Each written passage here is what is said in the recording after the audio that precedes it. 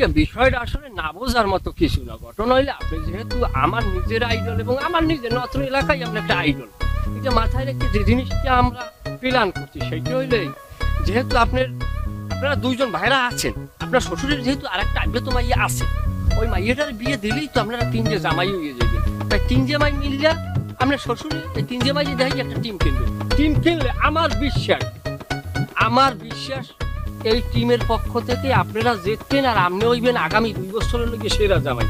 সেরা জামাই হইলে আমার একটু লাভ আছে না? লাভটা কি করতে পারেন?